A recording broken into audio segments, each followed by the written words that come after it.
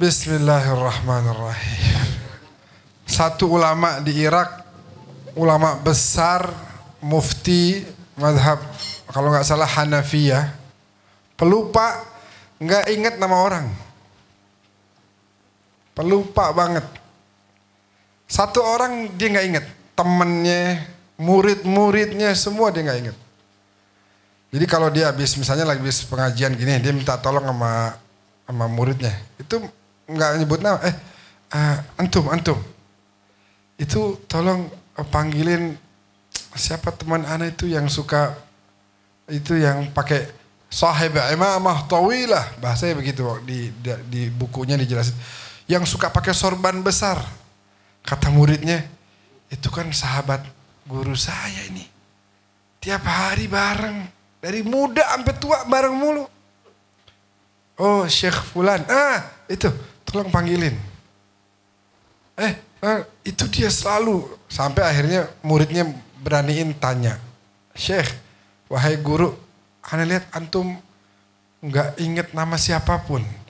Tapi kalau bicara kitab, boy, itu dia lagi bahas nih ilmu misalnya. Hadirin, bertakwa sama Allah, jangan suka ghibah. Itu saya pernah belajar 40 tahun yang lalu dalam buku yang berjudul ini, halaman sekian, apal. Nama orang kagak ada yang diapal. Ini gara-gara Agus lupa bikin gaharu jadi kita ceritain. Asy-syai' bisyai' yuzkar. Orang Arab bilang sesuatu itu bisa teringat gara-gara satu hal yang lain. Akhirnya muridnya tanya, Syekh, antum bahas kitab ini, kitab itu, Masya Allah, pelajaran yang 40 tahun yang lalu, halaman-halamannya ingat.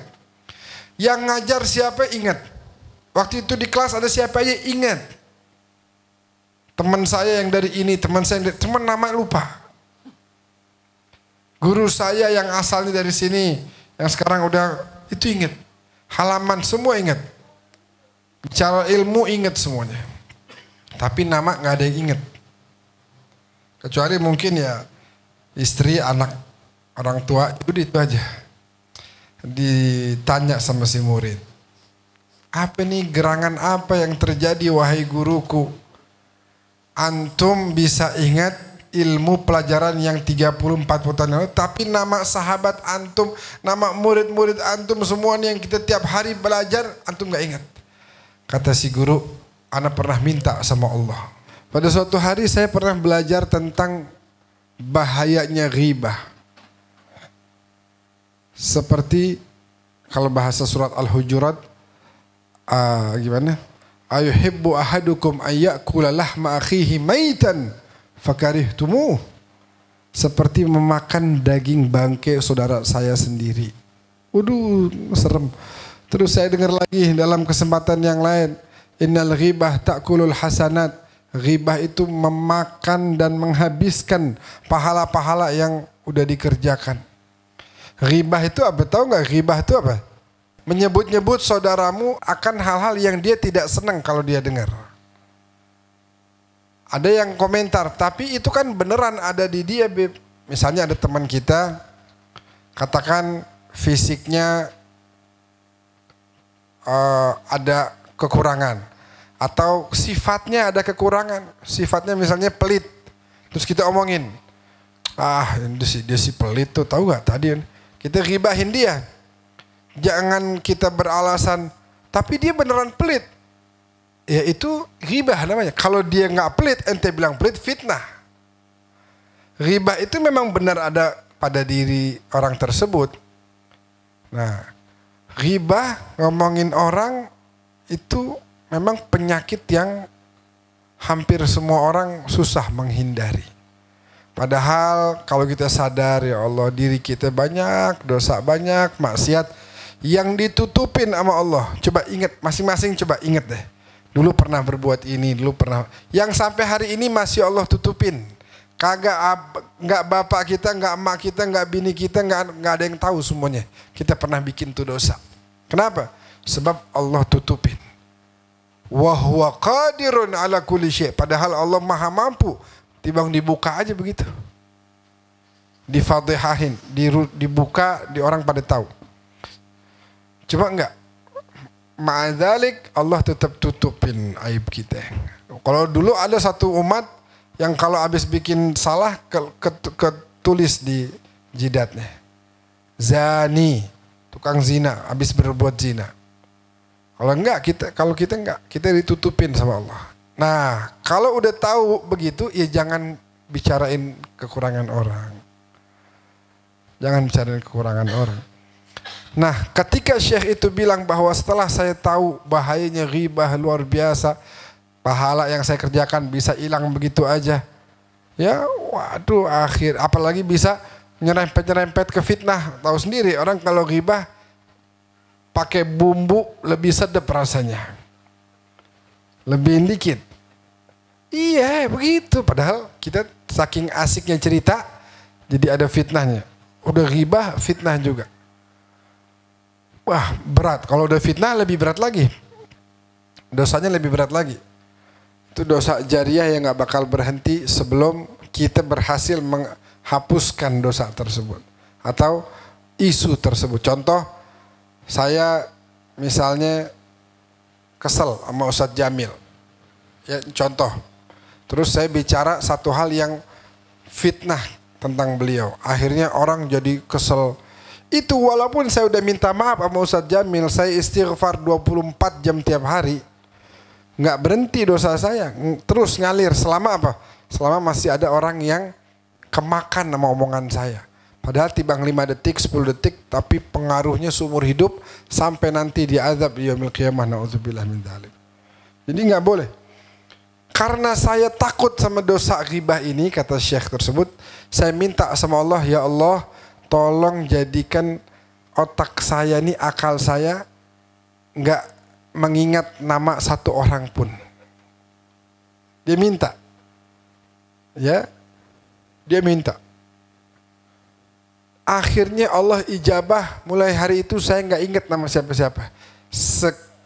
Setelah itu setiap saya mau ada keinginan ngomongin orang, bagaimana mau ngomongin? Saya nggak tahu namanya dia. Lu tahu gak yang itu? Orang gak ada yang tahu. Lu ngomongin siapa? Artinya apa? Jangan sampai kita demen yang namanya ghibah, ngomongin orang. Na'udzubillah min dzalik. Jadi jangan lupa lagi Gus, minggu depan bakar garunya. Ngantuk. Masya Allah. Kata Agus tiap minggu gue mulu yang dia mau. Itu tandanya dicintai. Tanda orang kalau kagak demen mah kagak bakal dibercandain. Bener gak? Kagak demen mah dia ngapain bercandain. Cuma karena demen, candain. Begitu. Ya, jadi begitu. Kita hindarin. Ayuhibbu ahadu ayyakullah ma'akhihi maitan fakarihtumu. Seperti makan daging bangkai saudara kita sendiri. Na'udzubillah min dzalik. Baik. Hadirin yang dimuliakan Allah, saya hari ini agak keburu-buru nih. Ibu saya pulang haji. Ibu saya pulang haji tadi kira-kira jam 6 landing. Jadi sekarang di jalan menuju rumah. Makanya tadi saya minta mulai awal maghrib langsung baca ratib ya, habis gitu isya, terus maulid singkat dan langsung. Jadi kita ini hidup harus punya tujuan, dan orang akan dikatakan dia berhasil ketika dia telah mencapai tujuan dia. Saya mau misalnya ini bagi anak yang masih sekolah misalnya, anak-anak bocah tuh. Saya mau ranking 1, misalnya gitu. Semester pertama ranking 5. Itu belum dikatakan berhasil, tapi ada kesempatan. Selalu terbuka kesempatan untuk meraih keberhasilan. Semester depan coba lagi, belum bisa. Kelas 2, kelas 3 akhirnya berhasil. Nah, orang bisa dikatakan berhasil ketika dia sampai pada tujuan dia. Dan hidup ini ada tujuan. Masing-masing hidup ada tujuannya. Tujuannya hidup secara umum adalah wa ma khalaqtul jinna wal insa illa liya'budun. Tujuan diciptakannya jin dan manusia kata Allah adalah untuk menghamba, beribadah, ruku, sujud di hadapan Allah Subhanahu wa taala. Sehingga kalau kita udah berhasil menjalankan kewajiban itu, kita udah berhasil. Kehidupan pekerjaan, saya pengen begini-begini, boleh. Punya target bagus, makin harus berkembang tuh usaha. Yang tadinya kerja jadi punya usaha sekian, nambah lagi, bagus. Karena bekerja itu adalah bagian daripada mencari nafkah halal dan itu juga bagian dari ibadah.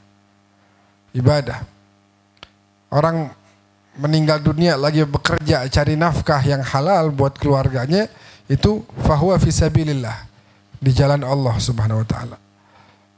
Dan banyak lagi cerita-cerita lain nih, kayak Nabi ngelihat 2 orang beradik, yang satu sholat aja kerjaannya, sampai nggak kerja, sampai dia lupain nafkah anak bininya. Akhirnya si adik kudu kerja lebih lama lagi, pagi sampai malam buat nafkahin keluarga dia dan keluarga kakaknya dia. Kata Nabi, jangan ente kira si kakak yang baik, iya dia sholat pagi siang sore malam, baca Quran, zikir nggak lepas, sholat tahajud, iya dia puasa terus, benar. Tapi dia melupakan kewajiban dia hanya fokus hablum minallah, sedangkan hidup itu ada hablum minallah dan hablum minannas yang dua-duanya sama-sama wajib. Si adek, kau lihat dia seakan-akan cinta dunia, kerja pagi sampai malam. Iya, memang benar, baca Qurannya nggak sebanyak kakaknya. Emang benar sholatnya cuma yang wajib doang, yang sunnah kagak. Emang benar dia jarang tahajud. Emang benar dia nggak rajin, enggak sholat duha, tapi dia kerjakan hak Allah dan dia tunaikan juga hak hamba Allah sama umat manusia, keluarganya, anak bininya dan yang lain-lain. Si adek yang mulia, si kakak enggak mulia. Jadi hidup itu bukan kita enggak boleh terus az-zuhdu laisa zuhdu an la tamlika syai'an. Nah, zuhud itu bukan enggak punya apa-apa. Walakin az-zuhda an la yamlikaka syai'un. Tetapi zuhud itu ketika engkau tidak dimiliki oleh satu apapun. Bukan kamu enggak punya apa-apa, enggak. Boleh kamu punya harta, boleh kamu punya mobil, punya rumah, tapi itu semua tidak menjadikan engkau terikat. Kau tidak dimiliki olehnya.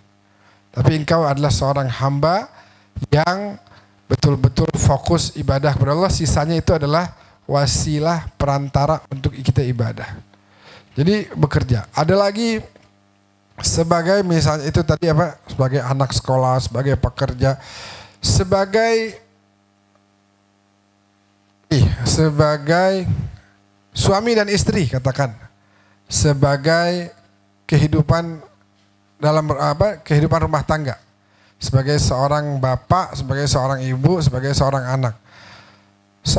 Satu keluarga itu juga harus mengejar apa sih tujuan pernikahan? Wa min ayatihi an khalaqalakum min anfusikum azwaja. Apa tujuannya? Litaskunu ilaiha.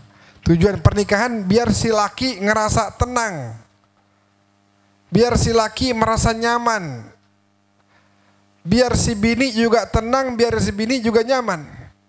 Ini udah dapat belum di keluarga kita?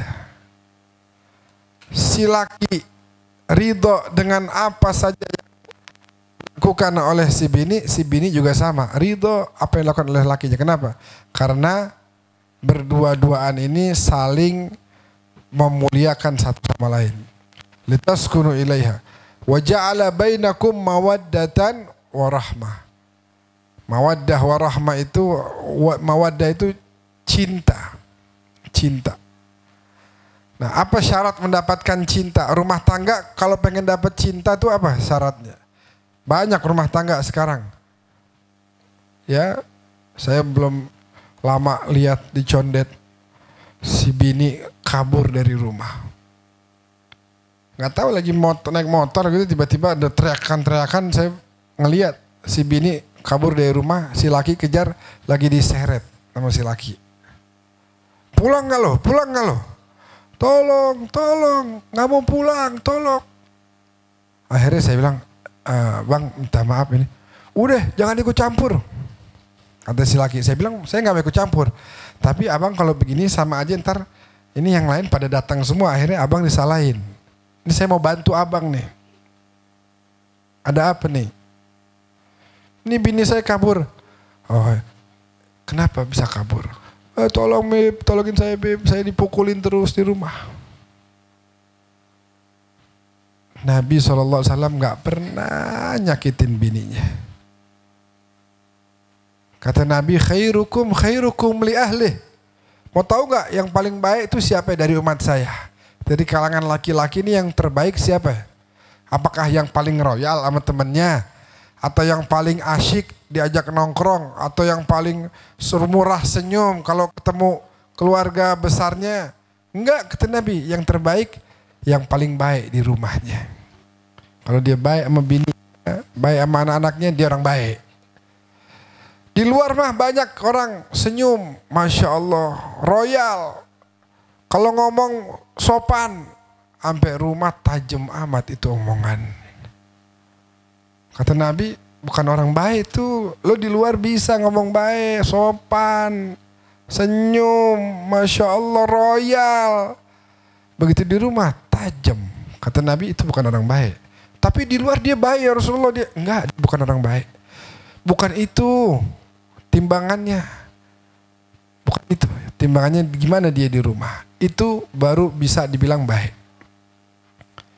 Jadi tujuan daripada mencari rasa cinta, ya tadi litaskunu ilaiha, ada sakinah, tenang, senang, bahagia, selalu merasakan rumah itu baiti jannati.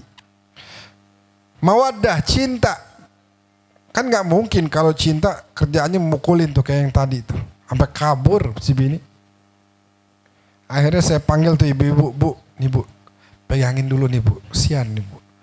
Dia kasih minum nih si perempuan. Ya sini, ibu-ibu udah tua, udah sini. Pak tenang dulu pak, jangan teriak-teriak, jangan marah-marah. Bapak mau nggak bini bapak pulang? Mau. Ya bukan begini caranya, saya bilang. Tunjukin kalau bapak cinta sama dia, sayang sama dia, baru dia mau pulang. Bagaimana ceritanya dipukulin? Terus pengen dia pulang? Nggak ada. Cinta. Nah bagaimana cara mendapatkan cinta? Innalladzina amanu wa amilus salihat sayaj'alu lahumur rahmanu wudda. Sungguhnya orang yang beriman dan beramal saleh, maka Allah akan jadikan rasa cinta ada di hatinya. Beriman, amal saleh. Terus cara mendapatkan rahmah, kan kita sering bilang tuh, mudah-mudahan jadi keluarga sakinah, mawaddah, ya. Nggak usah pakai dan lagi, dan warohmah, jangan. Karena wanya itu udah dan artinya. Sakinah, mawaddah, warahmah. Apa tuh rahmah? Rahmah itu lebih luas lagi. Kalau mawaddah itu cinta, kalau rahmah itu lebih luas lagi. Dia kasih sayang yang sifatnya bukan hanya antar lawan jenis, bukan. Tapi lebih luas lagi. Antara bapak sama anak, iya kan? Ya, ibu sama anak, begitu. Si mantu sama mertua, bagaimana? Nah, ini mendapatkan rahmah. Caranya adalah wa ma arsalnaka illa rahmatan lil alamin. Rahmatnya itu sendiri adalah Nabi kita Muhammad sallallahu alaihi wasallam. Kalau kita taat, kita tunduk, kita patuh, kita nurut sama Nabi, dapat tuh rahmat. Karena nabinya itu sendiri beliau adalah rahmat yang Allah turunkan untuk alam semesta ini. Tinggal kita ikuti, lihat contoh-contoh. Maulid Habsyi tadi kita baca. Nanti sebelum doa ada fasal namanya Syama'il. Tentang sifat-sifat baginda Nabi. Tentang perilaku baginda Nabi sallallahu alaihi wasallam. Wa kana la yaqulu wa la yaf'alu illa ma'rufa. Nabi kagak pernah ngomong, kagak pernah berbuat kecuali semuanya yang baik-baik. Biar kita menegur orang yang salah, bininya salah nih, bininya salah nih. Nabi negornya baik. Sayang, wahai kekasihku, wahai pujaan hatiku, ini nggak baik ya, jangan. Kamu harusnya tidak melakukan hal itu. Kamu begini. Enak, yang didengerin, yang dikasih tahu, dengarnya enak gak? Enak. Ini belum apa-apa, mulut udah lancip kayak pensil gitu. Lancip, udah pengen buru-buru marah-marah udah. Terus bagaimana Beb kalau kita lagi kesel? Boleh nggak kita diam-diaman? Ya kan? Ada tuh. Nah, Al-Imam Al-Hasan, cucunda Rasulullah Sallallahu Alaihi Wasallam waktu ditanya, ya benar Rasulullah, wahai cucu Nabi, ini anak saya yang perawan udah gede, udah banyak orang datang mau ngelamar. Saya lagi bingung nih, kira-kira saya kawinin sama siapa? Orang lelaki yang model bagaimana yang kudu saya terima? Apa kata beliau?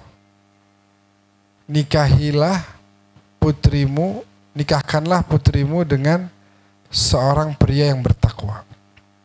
Kenapa?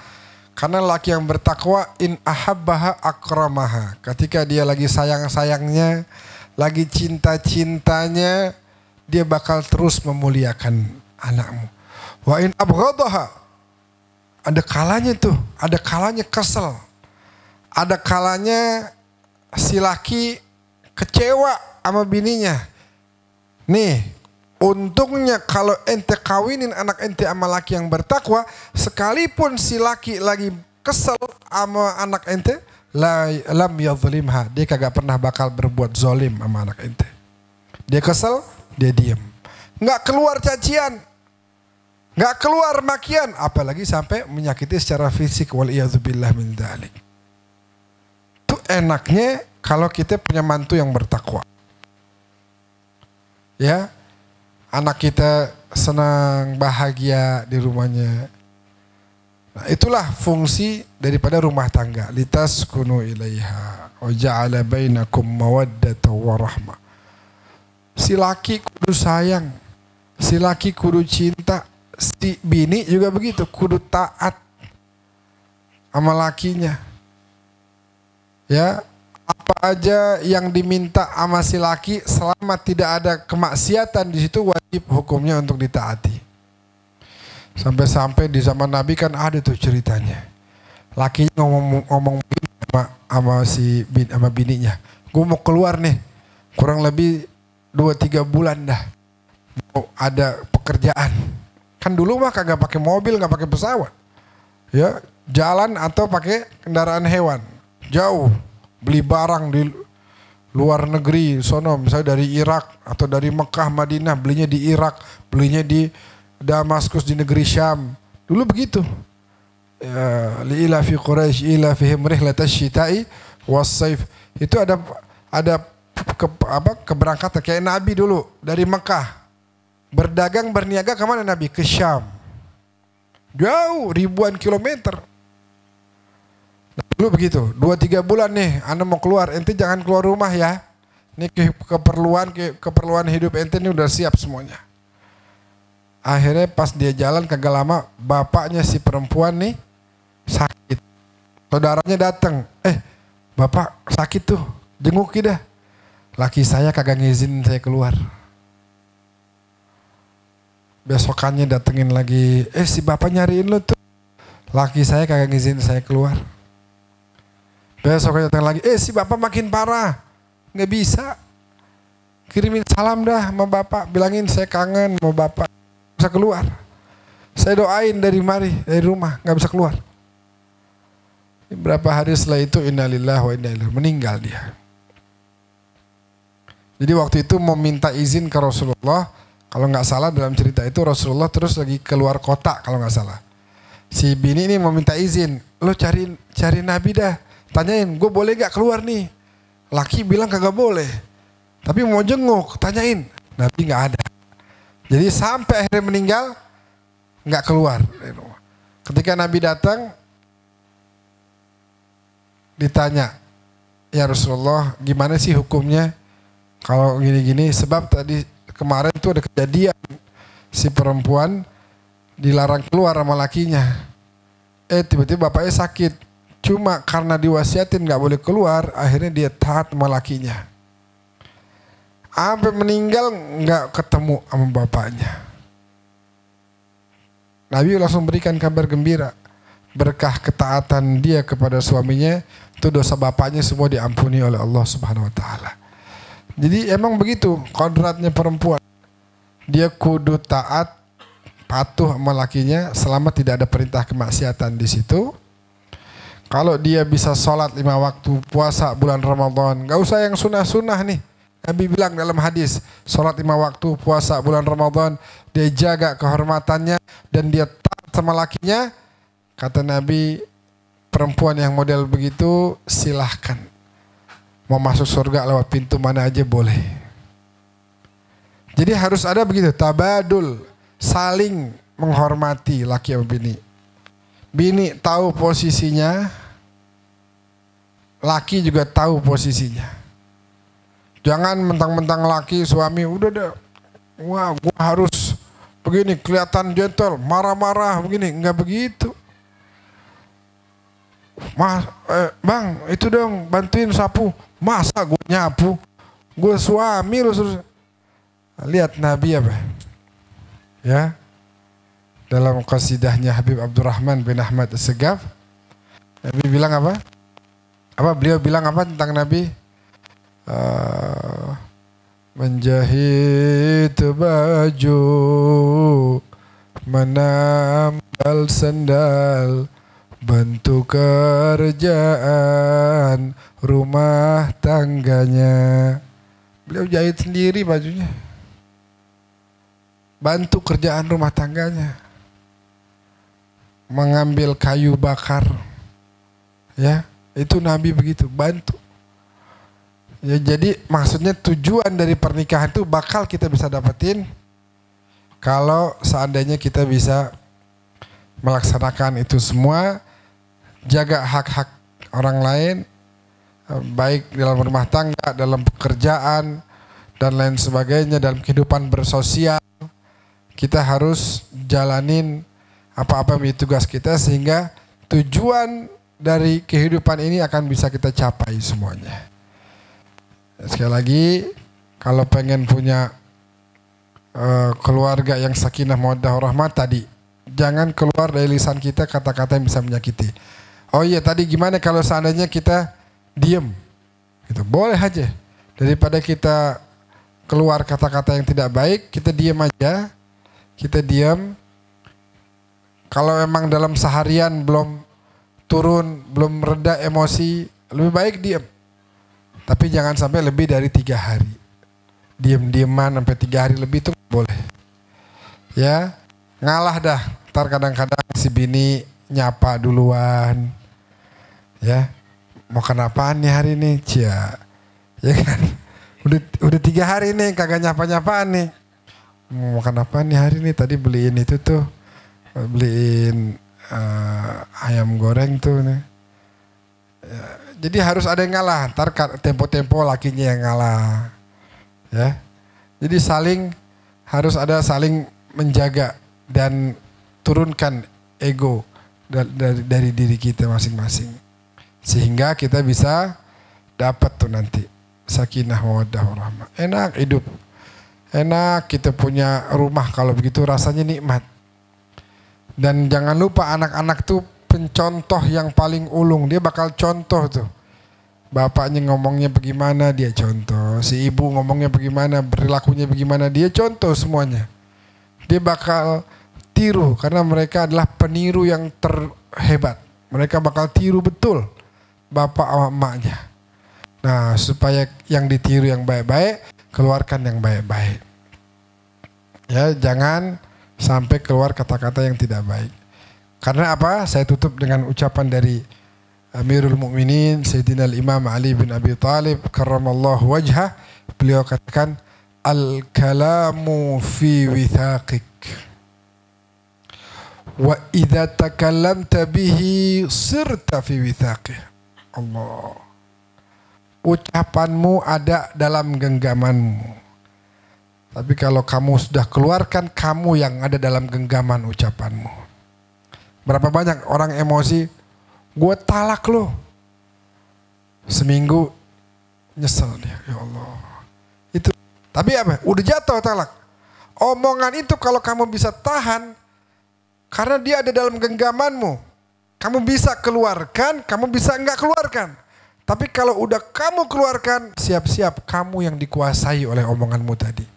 Kamu yang akan terikat dengan omonganmu tadi. Kalau udah jatuh keluar tuh akhirnya karena emosi, udah. Itu akan menggores hati lawan bicara kita. Dan yang kita katakan tadi akan jatuh. Waliyadzubillah min dzalik. Nyesel. Nyeselnya udah terlambat. Makanya Nabi sering bilang kalau lagi emosi, ya lagi berdiri, duduk. Kalau duduk, usahakan terlentang. Atau kalau bisa ambil air wudhu, nurunin, ngeredain emosi, biar enggak nyesel nanti. Nyesel gua, ya. Berapa banyak kemarin urusan politik 2019, laki bini cerai gara-gara yang atuh bela ini, atuh bela itu. Ya Allah, kakak sama adik berantem. Teman sama teman baik puluhan tahun, tiba-tiba sekali waktu ada salah paham, berantem, gue nggak mau teman lagi, dasar lo nggak tahu diri lo, dasar. Akhirnya cuma gara-gara ribut 1 menit, itu pertemanan terpisah untuk selama-lamanya. Intinya jaga al-kalam fi withaqik, omongan itu ada dalam genggamanmu. Tapi kalau kamu udah keluarkan, kamu yang ada dalam genggamannya. Kamu yang akan diikat oleh omonganmu tadi. Orang akan nilai itu terus dalam diri kamu. Oh, dia sih begini, mulutnya begini, begitu. Ya. Aku lu qauli hadza, saya cukupkan sampai di sini dan mau menyambut ibu saya pulang haji gitu ya. Arifin pulang tanggal berapa? 16 tadi ya? 16. Berarti pengajian minggu depan tanggal 14. 2 hari setelah itu ya. Masya Allah, mudah-mudahan jadi haji yang mabrur. Allah berikan rezeki yang halal buat kita, bisa ibadah haji ke Mekah, amin ya rabbal alamin. Ziarah Nabi ke Madinah Munawwarah, amin ya rabbal alamin. Aqulu qawli hadza wa astaghfirullahal azim li wa lakum wa lisairil muslimin wal muslimat wal mu'minin wal mu'minat fastaghfiruhu innahu wal ghafurur rahim wal afu minkum. Wassalamu alaikum warahmatullahi wabarakatuh.